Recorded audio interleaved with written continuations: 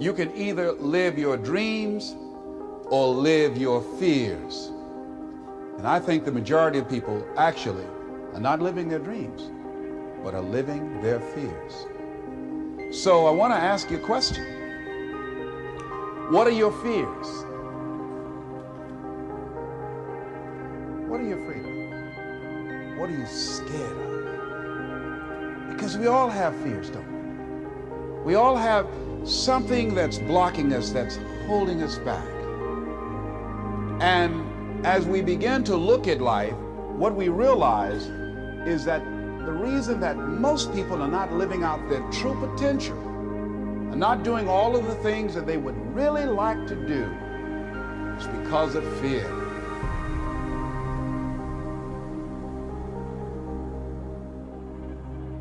The key to overcoming any fear in my mind is, we talked about this a little earlier, which is inoculation. And this idea, and I actually looked up the definition of inoculation, and it's the introduction of a pathogen or antigen into a living organism to stimulate the production of antibodies. So you're giving yourself a little bit, right, and you give yourself a little bit, and you build up off there. Yeah. And that's what you do. You take the small doses, so it prepares you for the bigger doses. If you show up, then you have a chance. If you don't show up, the outcome's simple. Never there, like an audition. If you show up to the audition, there's a chance you might get the part. If you're too scared to show up and you sit back at home, wondering what if and everything else, no one in hell is going to call you an opportunity because you weren't present. The winners always show up. They're willing to lose in order to gain. We all fall down in life. The question is, who gets back up? You go after and you give it all you have. If you lose, at least you tried, man. I failed. It's 10 times more of a man than someone said, what if? Because what if never went to the arena. When you guys find a fear, that fear will either create you or destroy you. I love fear. And the reason why, behind every fear is a person you want to be. Fear is self-imposed, meaning it doesn't exist. You create it, you can destroy it too. It's an intangible. If you face your fears, guys, you will realize it's not that big. And once you face it, you go, oh my God, man, I spent all this time running from it. It was so small. Energy is never lost, transferred. That negative energy, that fear, is destroyed. It comes back in as confidence. You're like, what else am I capable of? What else am I holding my back from that I'm capable of more? What am I running from I don't need to? What else can I overcome? You face your fears, you become the person you want to be. You run from your fears, you're not living. You're alive, but you're not taking the freedom. You're not running the day. The day's running you. You always be the fucking servant, not the master, guys. If you find a fear, the quickest, the easiest way you can beat it is initially, right when it comes in. If you allow it to sit, it will grow roots and start breaking you down, destroying the potential of the person you can be. Again, the champions, guys. It's not their potential, it's not their genetics. It's their perseverance to always show up, always willing to fail, because in failure, that's part of success. Success is not, a marathon of life with just ups. Success is formulated through failures, through facing your fears, through falling down and getting back up. That's what creates the champion. Success does not define us. We define the success.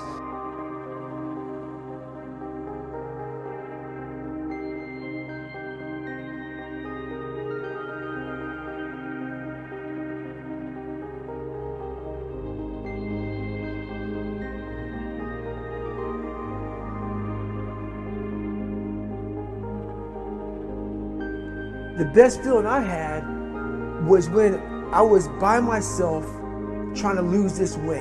I had to lose it in literally less than 3 months. 106 pounds in less than 3 months. And literally, I started feeling victory just by putting myself in the battle. It wasn't about going to Navy SEAL training. It wasn't about being the 23rd guy in that chair. I started realizing, man, just by going to war with myself every day and putting these challenges and these goals and these obstacles, these insurmountable obstacles.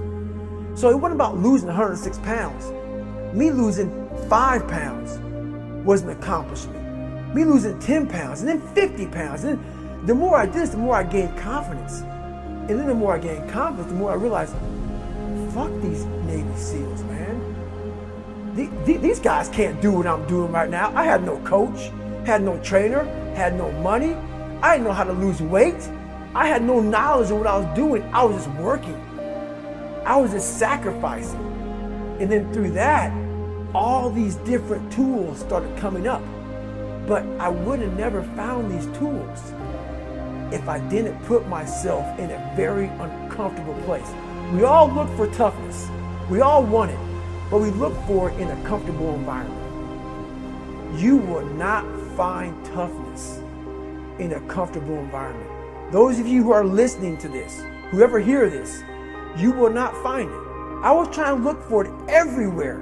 The only way you find it is to drown yourself in a position where you're just out of sorts, where you can't swim and you're drowning. Where you're drowning. You're drowning in life. But you say, you know what, man?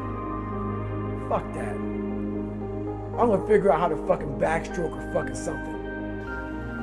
I have spent my whole life scared, frightened of things that could happen, might not happen.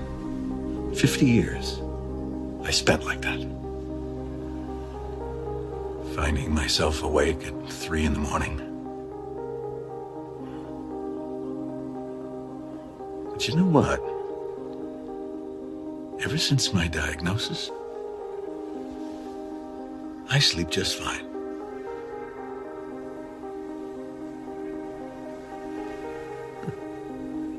Okay. I came to realize it's that fear that's the worst of it. That's the real enemy. So,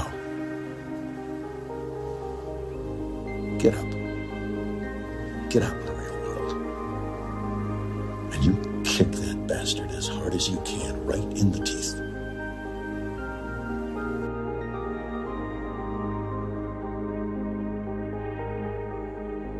How you gonna feel, man, when you accomplish this goal coming from that shit?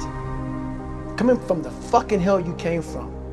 A lot of people start from a good starting point. They have a good foundation. What if you can surpass all of these motherfuckers? What if everybody who was fucking way up here started up here, and you started with no legs. You had to grow fucking legs to even start walking, and then crawling, and then running, and then you start passing people with all this given to them. I had to use all this negative shit that was making me weak and horrible as a person. I had to use this as the power that now fueled me. I had to flip it on its head and say, hold up. This might be exactly what I need. The darkness is exactly what I need. It's how you look at your situation.